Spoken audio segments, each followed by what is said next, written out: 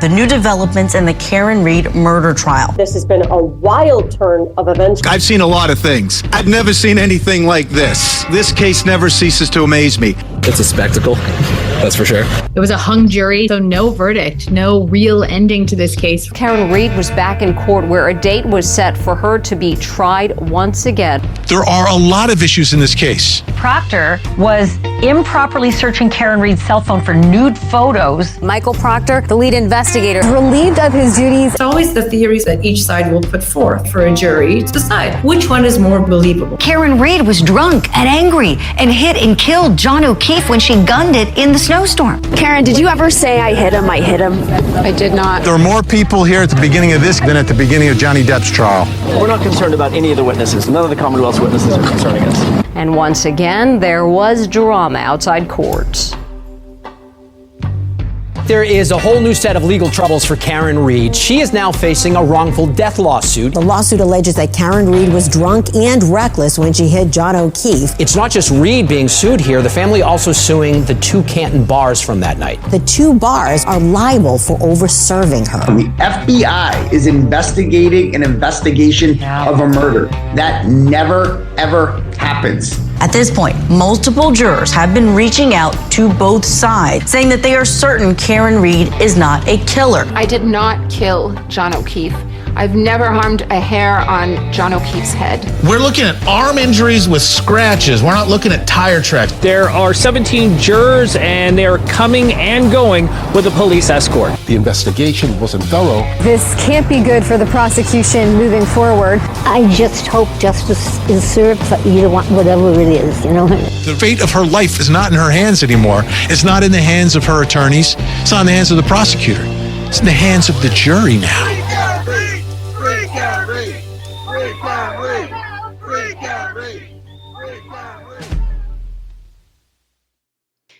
It's the end of week 2 of Karen Read's second trial. And to say there were some fireworks, well, that would be an understatement.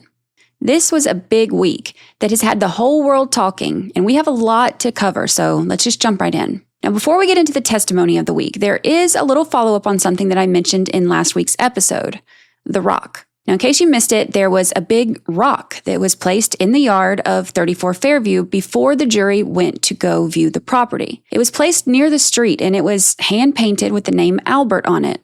But that rock has never been there before, and it was gone the day after the viewing, so questions about where it came from and who put it there have sent social media down multiple rabbit holes and led to a ton of speculation, especially because the Alberts don't even live there anymore.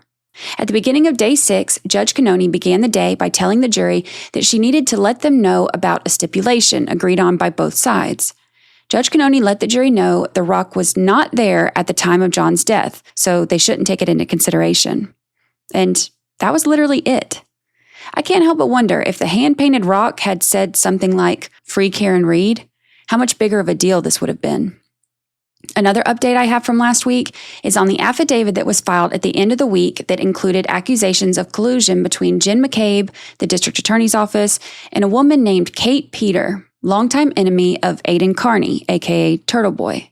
There was a hearing this week where some of those allegations were addressed, and the district attorney tried once again to have a judge revoke Turtleboy's bail, claiming that he violated the terms of his bail by making comments on his live stream about Lieutenant Brian Tully, labeling it indirect contact and witness intimidation. More on that in a minute. The hearing took place on Wednesday afternoon, and in a weird glitch in the matrix type situation, the attorneys in that courtroom were addressing allegations about Jen McCabe, while Jen McCabe herself was literally on the witness stand testifying in another courtroom in the same courthouse. So in this sworn affidavit, the name of the person who filed it is impounded, so we will just call her Jane Doe. Side note, the prosecutor said her name in open court and then basically just says, "Oops, that's still impounded, but it doesn't matter because I'm probably like the 9 millionth person to quote unquote let the cat out of the bag." Yes, he really said that. Listen. And I would like to examine, so far it's still impounded, but I guess I've been about the 9 millionth person to let the name cat out of the bag. And I move that it be stricken. Very on brand for Norfolk County District Attorney's Office. I'll give you a brief recap on the hearing for Kearney. First topic of discussion is the Norfolk DA's office wants access to Kearney's devices. His attorney, Timothy Bradel, tells the judge that Kearney's phone has journalist sources who have reached out to him to give him information about some of the police officers in this very case, who are also a part of the Karen Reed case. Now, that's a big problem. These are the very people who would be getting the information from his phone. A cop who does questionable things, getting the information about who spoke out about it, that's dangerous territory.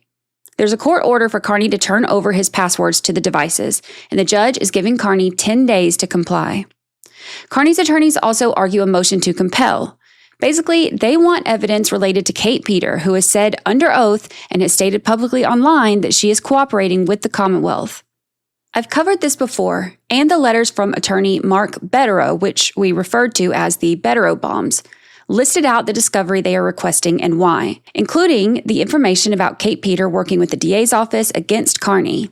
Now they have this person who has come to them, told them more information that supports this, and signed a sworn affidavit. So Kearney and his attorneys want text communications, but Bradel says that they've only been given screenshots of text messages. And that's obviously not sufficient. No metadata, no verification on where they came from or if it's the full text string. And they want the real evidence. Side note on this, it's wild to me that the Commonwealth has now tried to use screenshots of text as sufficient evidence in both the case against Kearney and the case against Karen Reed. Screenshots are like the easiest thing in the world to fake, and Norfolk County just accepts them. No biggie. So they move on to the affidavit. Now, Prosecutor Cosgrove says that the affidavit largely reports hearsay and calls some of the sworn statements made under oath preposterous. For example, one of the issues in the affidavit is claiming that Kate Peter told Jane Doe about a lunch meeting that she had with ADA Adam Lally. And she claimed at the time that Lally told her he knew one of the jurors and he was retired law enforcement and that he had guaranteed a mistrial. Now, Cosgrove said that doesn't make sense. A prosecutor would have to be unethical and stupid to tamper with the jury and then turn that information over to a YouTube blogger. Another allegation in the affidavit is that Kate Peter told Jane Doe that she gets $1,500 a month via Cash App each month for her assistance in the Karen Reed and Aidan Kearney cases. Cosgrove says Cash App has records and he would like to examine this to find out what was done to verify this. The affidavit also says that Jane Doe heard a phone call herself between Kate Peter and prosecutor Hank Brennan, and that she recognized his voice. Also, Cosgrove wants to know how she could recognize his voice, which is odd because Brennan has one of the most recognizable voices ever. But anyway, during that call, Jane Doe says that Kate Peter told Brennan that her people had leaked it to the media that the federal investigation was over. Now, Cosgrove explains this away, saying that it was a radio interview that leaked it, where the new U.S. attorney was asked about the investigation and she wouldn't confirm it. Now, I played a clip from that radio interview in a previous episode. I want to be very clear here. I don't know for sure what's true and what's not in this affidavit, but I know this.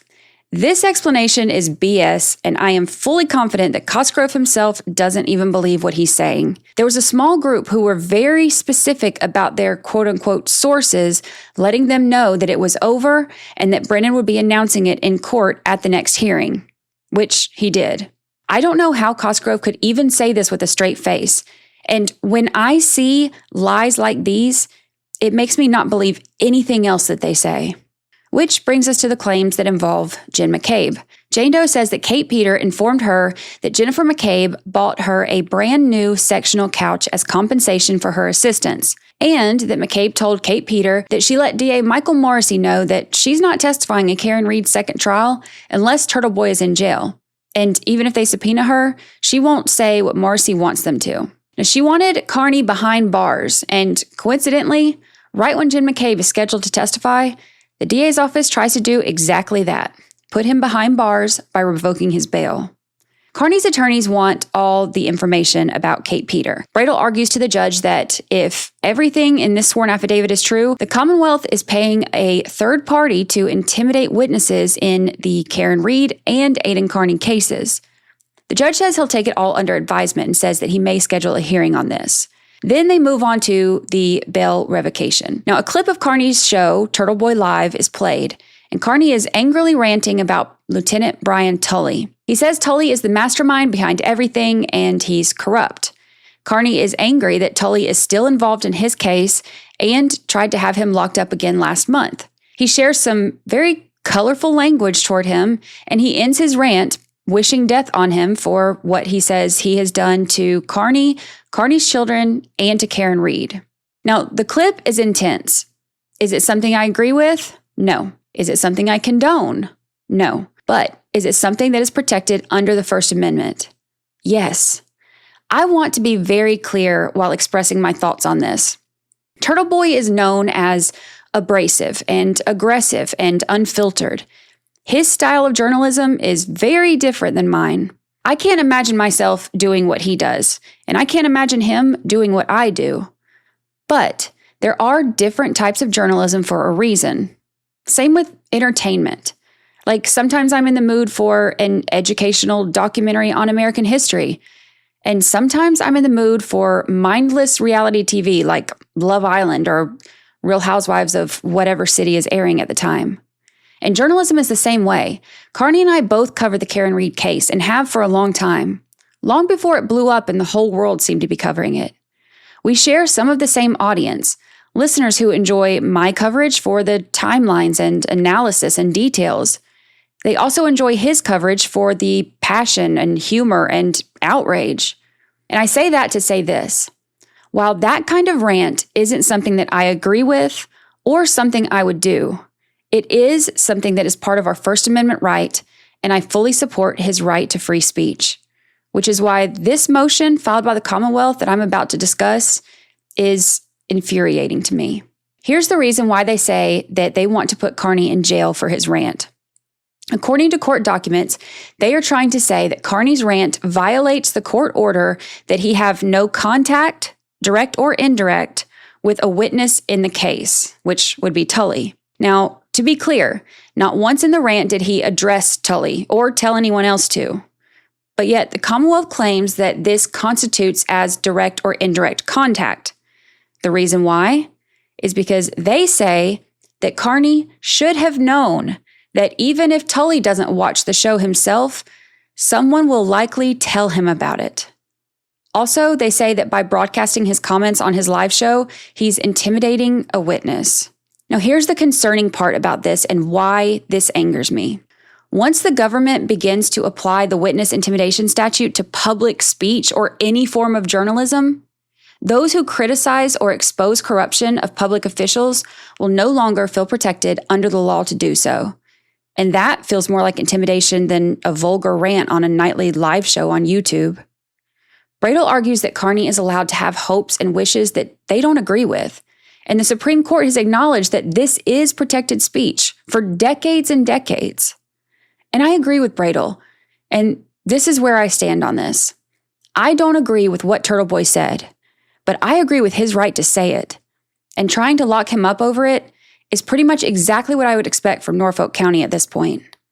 It's nothing more than a personal vendetta, retaliation for what Kearney has said about and to them. The judge let Kearney know that some of his words on his rant were very close to a violation, and he takes that seriously. However, the judge says he also takes the First Amendment seriously. In the end, Kearney remains free. His bail was not revoked. He'll be back in court next month. As Kearney was learning his fate, in another courtroom at the same courthouse was the explosive second week of trial number 2 for Karen Reed. We'll be right back after this.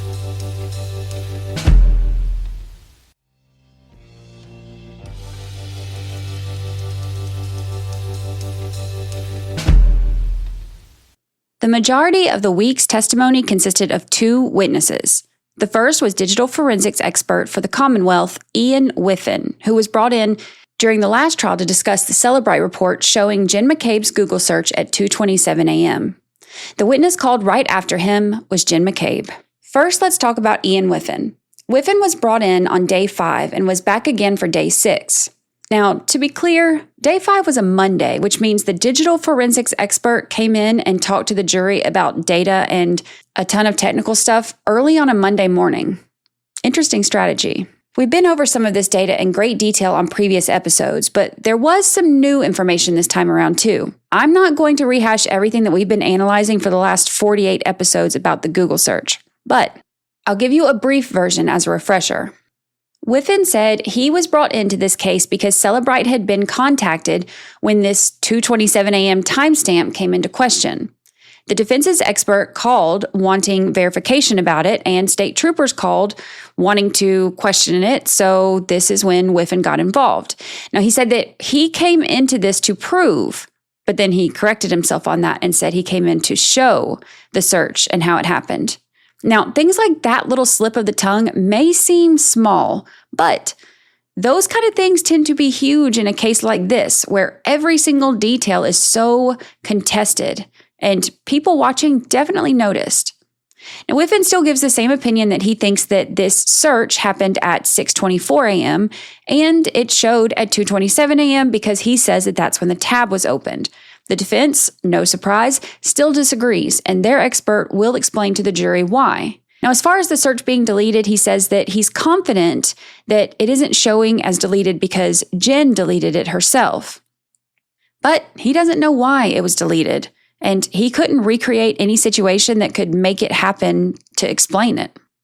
Alessi points out during cross that Axiom, which is Celebrite's competitor, still shows the timestamp, even though Whiffin said that he did talk to Celebrite after he came into this case, and they no longer show the timestamp. They've removed it. Now, if you're interested in a more in-depth explanation, check out episodes 6 and 20. This time, Whiffin also analyzed the location data and Apple Health data from John's phone. He said he recently did some testing himself, where he drove around on some hills and was able to get his phone to register Apple Health data that thought he was going up and down some stairs. Now, this is going to be the Commonwealth's explanation for why John's phone showed that he ascended and descended 3 flights of stairs, which the defense says is likely from when John went inside the house at 34 Fairview. So, 2 different theories. Now, interestingly, Whiffin also said that the Sunday before he came to testify, he tried to do this on the route over by 34 Fairview. And Alessi actually asked him what the results were, and Brennan objected, and he never got to tell the jury. So I thought that was interesting. Whiffin also walked through the location data that tracked John as he was on the way to Fairview Road, including when they missed the turn onto Fairview Road and then had to do a 3-point turn to turn around and go back. Then he showed a map of where he says that John O'Keefe's location was showing at the time the Apple Health data says that he was ascending and descending stairs. Now, Whiffin said that this was when he was still in the car, not yet at 34 Fairview. Also, Whiffin showed a chart that showed the gradual drop of temperature of John's phone battery after being dropped off at Fairview.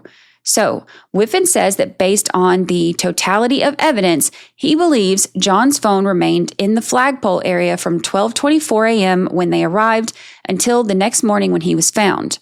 Now, defense attorney Bob Alessi handled the cross, and there was one point that Alessi was able to make before the jury was dismissed on the first day that was really interesting. Around 12:25, right after John and Karen arrived, per the location data that they had just gone over, John's phone shows that it began moving west, like from the roadway toward the house. And this was before the time that the Commonwealth is saying he was hit. And Alessi points out that Whiffin left that off his PowerPoint. Now, Whiffin's report says that at 12:25 a.m., the location data also shows that John and Karen pulled up to Fairview, but his report says that for the next 12 minutes, until 12:37 a.m., there is not reliable location data. Now, the reason that this is such a big deal is because this is the time that the defense says something happened in that house. And the prosecution says that this is the time that Karen Reed hit John O'Keefe with her car. And now Alessi is pointing out that the location data that they are relying on to show that John O'Keefe didn't enter the house is unreliable. And location data can be unreliable if someone, for example, enters a home or a basement, which is part of the defense's theory. Now, another big point that Alessi made came when he entered a picture from Whiffin's report into evidence, one that he didn't show the jury during his direct examination. The reason I think that the picture was impactful for the defense is because it shows a large circle that encompasses the area where John O'Keefe's phone location could have been, and that circle covers the majority of the house. Now, Whiffin admitted that he didn't use that circle when coming to his conclusion that the phone didn't enter the home. On redirect, Whiffin says that the white circle is lower accuracy and it covers a 5-second period, which is why it wasn't included. But the reason I think it would still be impactful is because visuals tend to be very impactful for juries. Now, Alessi also pointed out that the distance from the flagpole to the door is around 72 feet, and John O'Keefe's phone registered 84 feet in steps right after they arrived. Special Prosecutor Brennan said on redirect that if the steps counted when he was walking up to the house, then there should be some kind of movement or steps registered on the way back, suggesting that the defense's theory on that should be ignored or disregarded. And finally, Alessi discussed the testing of the phone battery temperature and how the battery temperature will drop in the cold.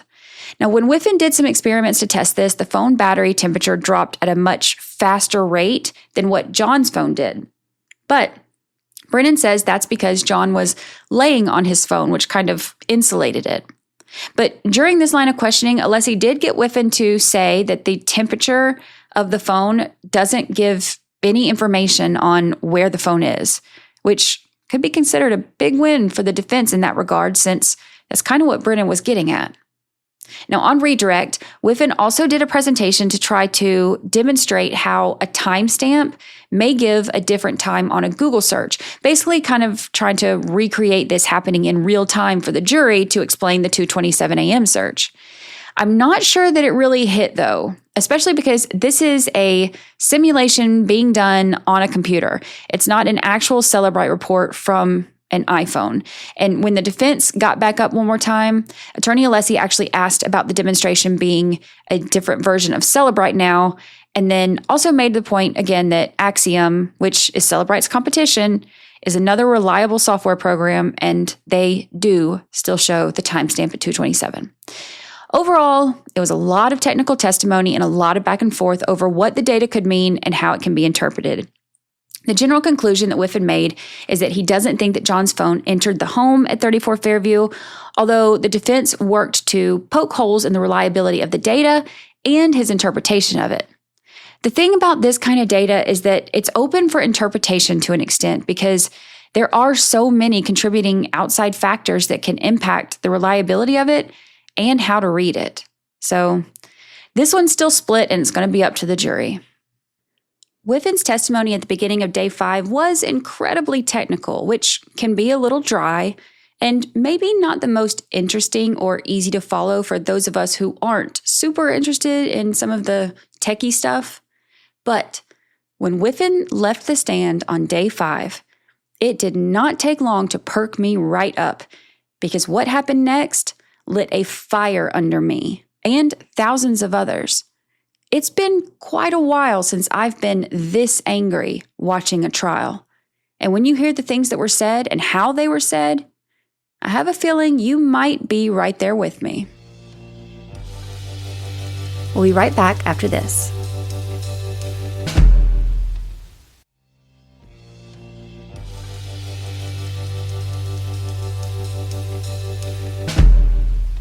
It seems like ARCCA is the issue that never seems to go away. And it came to an explosive head this week when Hank Brennan made some big accusations and tried to have ARCCA excluded completely from testifying. Now, from the start, Brennan has said that he doesn't have any issue with ARCCA testifying. In fact, he said he welcomes it. But what Brennan says and what Brennan does, as we've seen, are quite often not in sync. Now, we've been over the issue before, but if you need a quick refresher, here's the deal. ARCCA was hired by the Department of Justice to do some testing. In the first trial, a voir dire was held, and Judge Canoni asked each of the experts specifically, while under oath, what they were hired to do. Here's Dr. Daniel Wolf's response. What specifically were you asked to do? So the agency that retained us gave us a selected quantity of file material related to this case, and essentially left it as an open-ended question. Ultimately, was the evidence consistent with a pedestrian interaction between Mr. John O'Keefe, and the Lexus. And here's Dr. Rentschler's response. What were you tasked to do specifically? So specifically overall, I was tasked from the biomechanical standpoint to determine or see if it's possible to determine how the injuries in this case occurred. And part of that was determine whether the injuries, the head injury and the arm injuries resulted from contact with the Lexus in this case. Seems simple enough, right? They were hired for a specific job, they did that job, and then turned in their results and report to the Department of Justice. Now, based on their report, both sides were able to ask questions, and the ARCCA experts gave their conclusions. Dr. Wolf's focus was mostly on the damage to the car. Here's his conclusion. From a damage standpoint, it was inconsistent.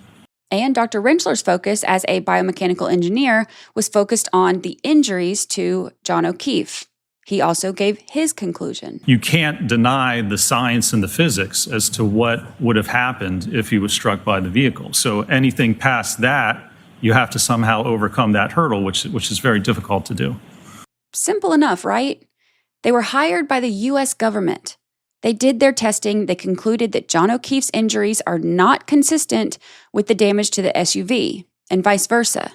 And they turned in their report to the U.S. government. That report was then handed over to the prosecution and the defense. And the defense saw the results, called them to try to hire them to testify, and they had to go through some weird protocols because this isn't like any other case that they've ever done. State prosecutions and federal investigations pretty much never happen at the same time. So while the defense in this case and the ARCCA experts are both very well versed in the process of experts testifying at trials, this was new territory that they had to try to figure out. They were able to do so, and the feds agreed that the defense could hire them to come testify. But they limited their ability, as in they can testify to what their testing and results were, but couldn't do any further testing at that time. They could only speak to what they had already done. This is not complicated, but it is bad for the prosecution, and Brennan knows that. So it seems like he's done everything he can to discredit ARCCA and their results. And he's tried to make the defense and the ARCCA experts look like they somehow worked together on this, completely disregarding reality and choosing to ignore the fact that the report was done before the defense even knew ARCCA was involved. So, Brennan has requested a few things. One, he wants a voir dire where ARCCA experts have to come in and answer questions. Again. He also wants all of the communication between the experts and the defense and or defendant, including texts, emails, call logs, summaries of phone calls. He has said multiple times he doesn't believe the defense and thinks that there's more to all of this than what they're saying. Basically, he's speculating and now stomping his feet and asking Bev to make rulings based on his speculation. Then, the final request is to keep ARCCA from testifying about any new information, meaning he doesn't want them to be able to give any opinions in rebuttal to the prosecution's expert witness. On day one, Judge Canoni said that she ordered ARCCA to provide their communications, and at that point, they had not been turned over yet. So, she said she would not allow the defense to mention ARCCA in their opening statements. Now, they weren't able to mention ARCCA in their openings last year either, since we started the last trial also not knowing whether or not ARCCA would be allowed to testify. So on day 5, the ARCCA experts were brought in outside the presence of the jury. Now, it started with Dr. Wolf, who was the main point of contact between the defense and ARCCA. The judge ordered for ARCCA experts to turn over any communications that they have in their possession to the court, right? So Dr. Wolf explains that he got a new phone in November of last year when he swapped from T-Mobile to Verizon. So he contacted T-Mobile trying to get access to those old records, but could no longer get any access to them. So he turned over everything that he had and then memorialized everything that he didn't have access to anymore, which Alessi points out is exactly what the order from the judge required. Turn over any communications in your possession. So Brennan begins questioning Dr. Wolf about conversations that he had with the defense, and we can quickly see how Brennan is going to handle this voir dire. I'm going to give a spoiler alert here. Brennan is rude, disrespectful, unprofessional, and completely out of control during this voir dire. And another spoiler alert, I'm not going to filter my opinions on how he handled it during this summary. I have a lot to say. The first conversation between Dr. Wolf and Alan Jackson was March 24th, 2024. In the voir dire from the last trial, when the defense wanted to bring ARCCA in, they told the judge that they had not talked to ARCCA about their results or their testing. Their communication had basically just been limited to background, logistics, scheduling, and things like that. Now, Dr. Wolf confirms this on the stand here, and Brennan begins with his embarrassing display of unprofessionalism right off the bat. Was that more than about logistics?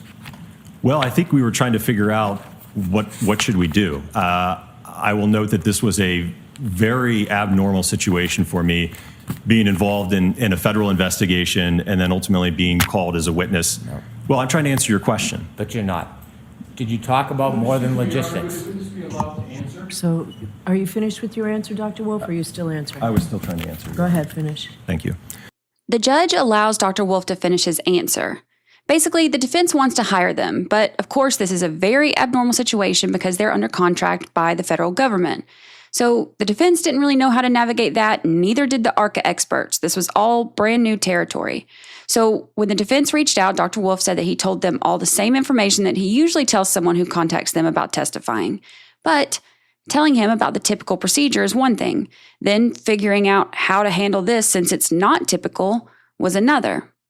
Now, the judge told Brennan to allow Dr. Wolf to complete this answer, which he did, but Brennan still made sure to be rude as soon as he was finished. There's a lot of unknowns, so there was a lot of uncertainty. You done? Yes, sir. Did you talk about more than just logistics? No, sir. This becomes a common theme throughout the entire hour that Brennan questions him and the 15 minutes that he has to question him again on redirect. Now, Brennan moves into asking Dr. Wolf about discussion on fees and schedules that he had with the defense. And Dr. Wolf explains that he basically just kind of went over the typical procedures and how things are normally handled.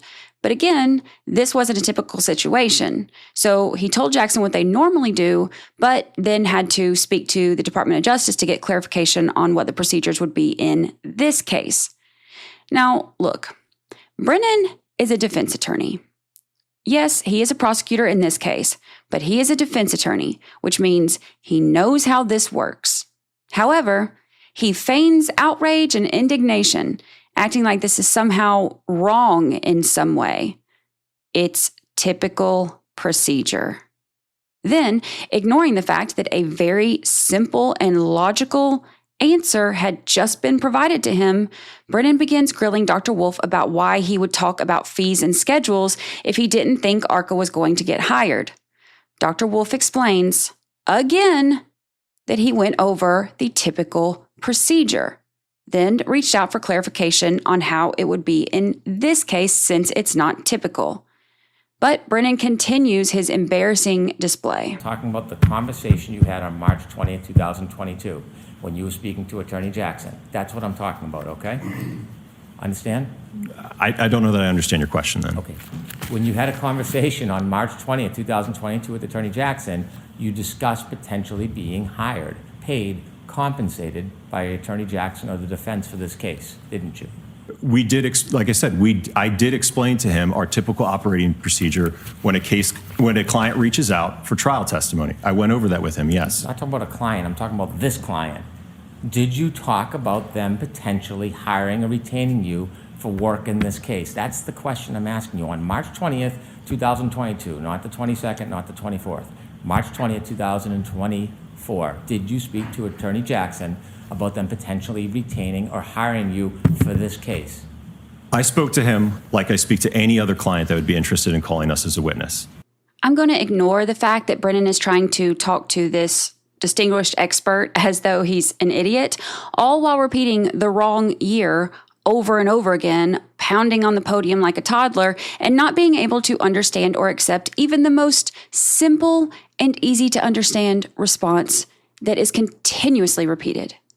Brennan continues to twist and manipulate what Dr. Wolf said and continues asking the same question as Dr. Wolf continues to give the same answer. Now, how this was allowed by the judge, I'm not sure, but it continued for too long. So Dr. Wolff explains that everything was kind of put on hold until they figure out how they move forward. Then he gets the go-ahead from the Department of Justice that they are allowed to testify in the trial, how that's going to look, and he then reaches out to the defense to let them know. Now, Brennan also tries to twist this, but Dr. Wolff corrects him. And that clarification allowed you then to work with the defense on this case? Not work with. We could be called on the defense's behalf to testify. And for that matter, the Commonwealth could have also contacted us and utilized us at trial as well, if they should, please. Then Brennan continues to try to, I don't know what he's trying to do, pick a fight, rattle the witness, embarrass himself. I don't know, but he continues it. So when did you become an advocate for the defense? Sustained. Do you feel like you're an advocate for the defense? No, sir. Are you sure about that? Sir, I'm on the science and the analysis that I've done. That's the side that I'm on. You sure are. Because after that 424 call letting them know that the United States Attorney's Office gave permission for you to be called as a witness, you called them again that day, didn't you? Or they called you on the main line. Okay, put Brennan's disrespect aside for a moment and really understand what's happening here. This expert was contacted to testify about testing that he had done. He reached out for clarification on this, and if it's allowed, got clarification, then contacted the person trying to have him testify to let him know. Now, Brennan is pretending like this is some huge issue and asking Dr. Wolff about becoming an advocate for the defense, and pretending like it's wild that Dr. Wolff called the defense to inform them that he got this clarification about whether or not they could testify. He asked Dr. Wolff about those first phone calls. I remember that there were conversations, yes, specifically what they were to. I remember, I think they were brief, but I don't remember the specifics of them, no. Well, in the brief conversation, what do you briefly remember about that brief conversation, Doctor? Well, as I mentioned, I think I had finally received clarification from the DOJ, so I think I was letting him know that I had received that clarification. Well, sir, you said that that was the first call. There were more than one call. There was then 2 calls to the main line. What did you discuss with him during those calls? So Brennan makes a big deal about there being multiple phone calls that day, but come to find out, there was one phone call between Jackson and Dr. Wolff that lasted for 9 minutes. Now, that would have been this call that he mentioned, giving the clarification. The other 2 calls were to the ARCCA main line, one for 2 minutes and one for 3 minutes, which Dr. Wolff says is not aligned to him and was more than likely a receptionist or project manager who would then try to get in touch with Dr. Wolff. Now, Brennan doesn't like this answer, and he continues his childish and aggressive line of questioning on them. Brennan moves on to asking about a 40-minute phone call on May 1st. This was Dr. Wolff's description of that call. One conversation, I believe in early May, that I had with Mr. Jackson, in which we engaged in a conversation where I gave him more information about my background, who ARCCA was as a whole. I think we even got to talk a little bit about my family, my 4 kids and things of that nature, but it was a call about background and qualifications. This phone call was listed on the invoice that was sent to the defense, which makes sense considering an expert is not going to just spend 40 minutes talking about his background and the company he works for to an attorney for funsies. Dr. Wolff explains that he is on salary, so this isn't a situation where he kept up with the time and sent a bill to Jackson's firm saying, hey, make the check out to Dr. Daniel Wolff. Now, when they took on the case for the Department of Justice, the case was assigned a case number. All work and time devoted to that case number is documented and turned into ARCCA. As a salaried employee, ARCCA wants to know what Dr. Wolff's time is spent on. So when he's at work and spends 40 minutes talking about his background and the company because he's done this testing and it's this specific case number, he's going to document it under that case number, which is exactly what he did. What happens after that is not his job. It's not his concern. Dr. Wolff didn't even know that an invoice was later sent, much less who it was sent to. He's not in the billing department. He just does the job he was hired to do and documents how he spends his time. He doesn't care if it's the Department of Justice or the defense that ultimately is billed for his time. He just keeps up with it because that's part of his job. Apparently, an expert who keeps track of their time for billing purposes is yet another common and simple concept that Brennan can't seem to comprehend. Although, Isn't that how attorneys do it as well? You billed for that time, didn't you? I believe that I kept track of that time, yes. Okay. When you kept track of the time, did you submit that time and ultimately get money for that time? Again, I routinely keep track of my time when I'm working on a project. So yes, that time was kept track. That's not what I'm asking you. Ultimately, that time that you kept track of, did you then submit it and get paid and compensated for that time? That's what I'm asking you. Well, first off, I'm a salaried employee, so I don't get direct compensation when an invoice goes out. That old invoice, when it's sent, ultimately comes back to ARCCA. That doesn't come back to Dan Wolf. Okay. So in order to get paid for that, you would have had to submit that time through ARCCA to then forward it, wouldn't you? Objection, Your Honor. Going to allow it. Is that true? Yes. I keep track of my time so that my boss knows what I'm doing, yes. So, with nothing else in that conversation that he can try to grasp onto and be outraged about, he shows his desperation by trying to make this into an issue. You said most of the conversation was background, talking about ARCCA, talking about your families? Yes. Right. Do you typically bill clients when you're spending time talking about families? Again, that wasn't the entirety of the conversation. I think he just briefly asked me about my family. Oh, now it's brief. Okay. All right. Now it's brief. He already said it was brief. This is the strangest and also most annoying line of questioning that Brennan has had yet, and he's had a lot.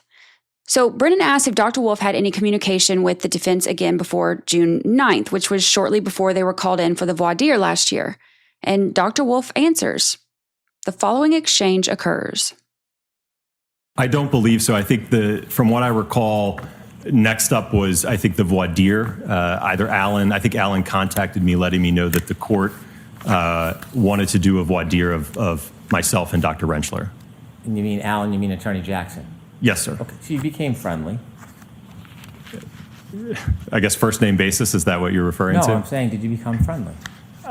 No, I wouldn't say that we were friends. I didn't ask if you were friends. I said, did you become friendly? I talked to him like I talked to all of the attorneys that I work with, sir. What would you call me if you were going to address me? I have a few ideas.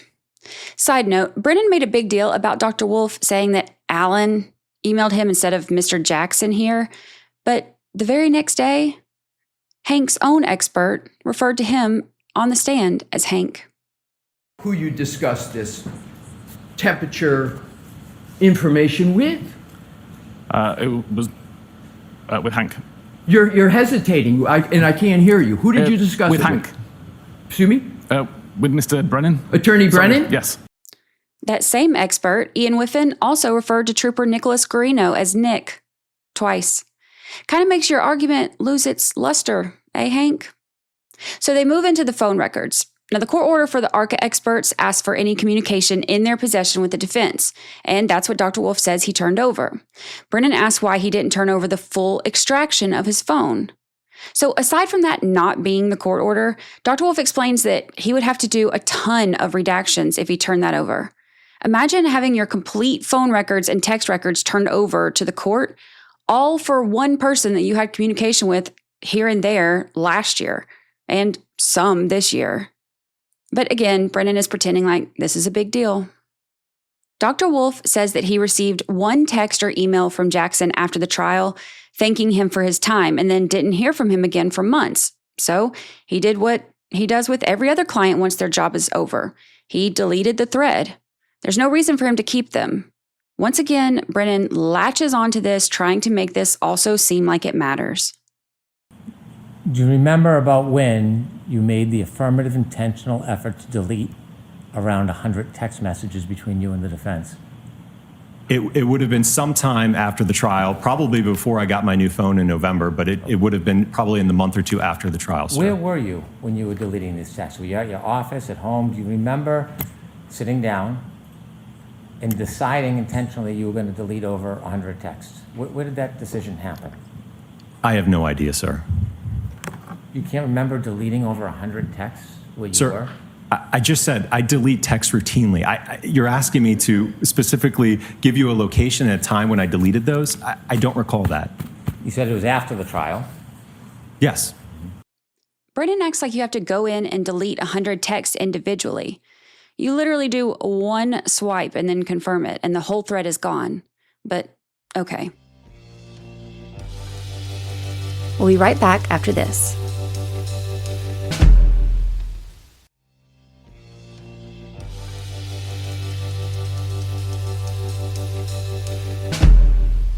Dr. Wolf said that there were emails that he does still have access to, so all of those were, of course, turned over. And he said that attorney Alan Jackson had told him when he reached out earlier this year that he prefers the Signal app for communicating. So they did use Signal very briefly, but he says that didn't last because the phone quality was kind of terrible. Now, Brennan also makes a big deal about this since Signal is encrypted. But again, who cares? It's not normal for an attorney and an expert to have to document and preserve every single communication or communication logs with each other to be turned over to another attorney who's throwing a tantrum. And talking in Signal is no different than talking in person or on the phone or on Zoom. None of those capture what you say either, so what does it matter? Unless you're trying to give the illusion of impropriety because you don't want these witnesses to testify. And on cross, Alessi brings this up, mentioning that the prosecution had asked to look at the defense's phones, which is wild, and also makes it make sense why Jackson mentioned using the Signal app earlier this year. Brennan gets rude again about Dr. Wolf not turning over any information on these few calls that they had on Signal, asking about the court order to turn over all communications. He again tries to make it sound like Dr. Wolf did something wrong, but the court order said to turn over all communications in your possession between you and the defense, and he can't turn over something that he's not in possession of. Brennan continues to ask questions, and Dr. Wolf continues to answer them, and Brennan continues to be rude, condescending, and to ask questions over and over that Dr. Wolf has already answered. He then moves on to the outline that Dr. Wolf sent the night before he testified. Now, I've been over this before. This is something common for expert witnesses to do. It's basically kind of a guide if the attorney needs it on what questions can elicit the testimony that they're there to give. Now, Dr. Wolf already said that he's on the side of science and analysis, and he's there to make sure that he communicates to the jury the extent of his testing, his conclusions, and what matters in all of that. One of the factors he said is often asked by the opposing counsel, whichever side that may be, is whether or not it matters if they inspected the car. Dr. Wolf said it doesn't matter, and it's important for the jury to understand that. So Dr. Wolf included a note in his outline about this, and Brennan reaches a new level of unprofessionalism when he asked Dr. Wolf about it. It was more or less to make sure the jury had an understanding that because I didn't physically inspect the vehicle, it did not matter for my analysis, sir. I wanted to make sure the jury understood that. Don't hide behind the jury. I'm talking about your communications with the defense. I'm asking you specifically about your conversations with the defense. That's two questions. Ask one question. You wrote, I have a feeling they are going to argue I didn't personally inspect the vehicles. That's what you wrote, correct? Objection, Your Honor. The tone in the argumentation. Did you write that? Yes. Right. And when you said they, you're referring to the opposition, the Commonwealth, correct? Correct. Right. And you offer an explanation or a way to deal with what the Commonwealth may confront you with, don't you? You make a suggestion to help the defense, don't you? Again, it was to help the jury understand that because I did not physically inspect the vehicle, it did not matter for my analysis. That was the point I was trying to make. I had enough information from the material I reviewed, so it wasn't necessary. Need to show the jury it doesn't matter in this case. That's what you wrote. Right. Need to show the jury. Yeah. That's what I was trying to make sure that that point was understood, to the jury. And he doesn't stop there. I'm asking you a question. Well, let me explain. No, I'm asking you, did you defer? Answer the question first. Did you defer to the defense on what information they wanted you to put in front of that last jury or not? I didn't defer to them. The reason for that comment is a few reasons, sir. Let me read it, and then you can give any explanation you want. Hold on. Next question, Mr. Brennan, Then you answer, Dr. Wolf. Let me remind you, the entire purpose of a voir dire is to ask questions without the jury there and get answers. Or should I say that's supposed to be the purpose. But the fact that Brennan won't allow the witness to answer questions shows that that was never his intention with bringing them here. This ridiculous attack in hopes of having them excluded was the goal. Brennan knows that by law, these experts really can't be excluded. And I think that he hoped if he behaved like this, that the judge would think these nitpicky issues that he's desperately clinging to will seem like bigger deals than they are, and maybe she would rule in his favor. I mean, it's worked before. But the bottom line is this. Dr. Wolf said when he kept up with his time, he did it for his company as a requirement. He assumed it would be billed to the U.S. government, but he didn't know, and that wasn't his concern. He never talked to anyone in the defense about being compensated, and he didn't even know that the defense was billed for it until later on. The report that he testified to was finalized in February, long before anyone contacted him from either side. So none of this gross show of unprofessionalism really matters anyway. Hank's antics and lies to the court have also caused harassment to Dr. Wolf and his family, which he says was the topic of some of the communications from earlier this year. Around that time, unfortunately, I ended up getting a significant amount of harassment through emails, and unfortunately even spread into my personal life where my wife was affected. They were posting pictures of my 4 kids all over the internet. So it was somewhat of a difficult time on my end. And I think what prompted me to reach out to Mr. Jackson was to figure out what's going on. Why is my family all over the internet? You know, why are they talking about me? Why am I getting all these hate emails? So it was, I think, a conversation to figure out, hey, you know, there's been several months that have passed. It looks like there's some motions pending against us. I'm getting a bunch of harassment. What's going on? Personally, I blame every bit of that on Hank Brennan and his lies and misrepresentations to the court in front of the cameras. He knew what he was doing.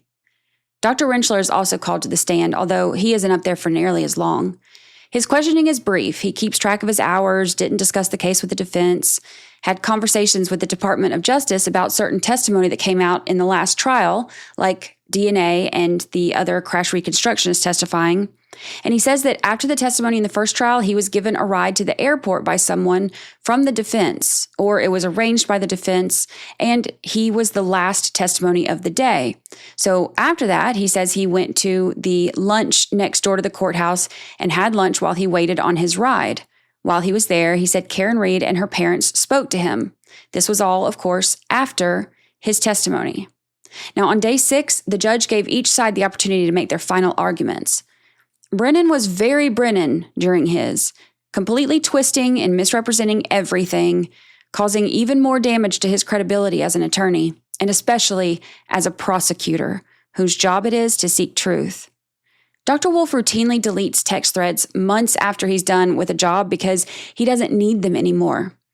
Brennan, however, calls this admittedly destroying texts, saying he actually intentionally, for no apparent reason, destroyed the text, even though Wolf gave the reason, and it's a logical one. Logic isn't something Brennan's really good at. Now, Brennan whines about not having all of the text between the defense and ARCCA, and here's the thing. Even though the defense and the ARCCA experts have said that they didn't violate the Department of Justice's order saying that they can't discuss the specifics of the testing before the last trial, Brennan still gets up there and basically calls them both liars, saying that he thinks they did. He literally wants the judge to exclude these witnesses based on his speculation, even though both parties said that, once again, he's wrong. He took a low blow at Dr. Wolf, saying that it was difficult to get a straight answer from him, while failing to acknowledge that you can't get a straight answer to a crooked question from a crooked prosecutor. I'm not going to bother playing clips from Brennan's argument since none of it is factual or worth repeating, but the summary of it is that he doesn't want ARCCA, and he's grasping on to any reason he can think of to have them excluded. The judge then tells Alessi that she has just one question for him and wants a brief answer. She wants to know how she's supposed to reconcile the deleting of the text with the Massachusetts Rules of Professional Conduct 1.15, where she says all correspondence must be saved for 10 years minimum. But here's the thing. The rules of professional conduct don't say anything about saving communications between an attorney and an expert for 10 years. It's all about attorney and client property and communications. And the judge apparently knows this because as soon as Alessi begins to point it out, She cuts him off and agrees with him, acknowledging that the rule she just mentioned is completely unrelated. There are no rules against what the defense or experts did in their communications or in deleting them later. Everything was followed as it should be, and there's no basis for excluding these experts.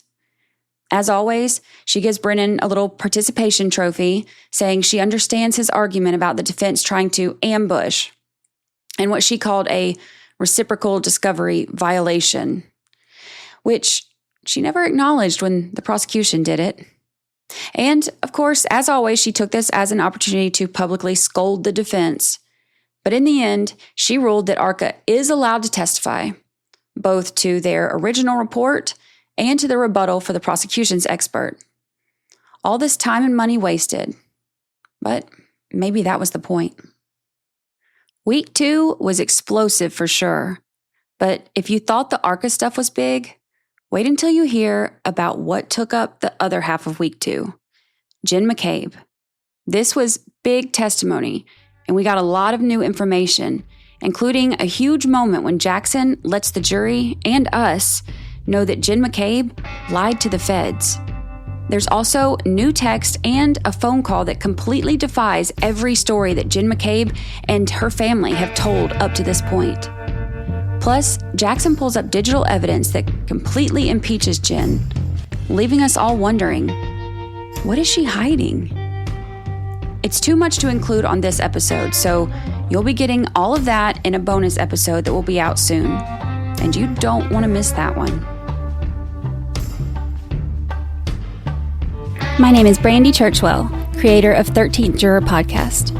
If you're enjoying it, please leave us a review on Apple Podcasts and Spotify, and share this episode with your friends. For more information, photos, and episode guides, visit our website at 13thjurorpodcast.com.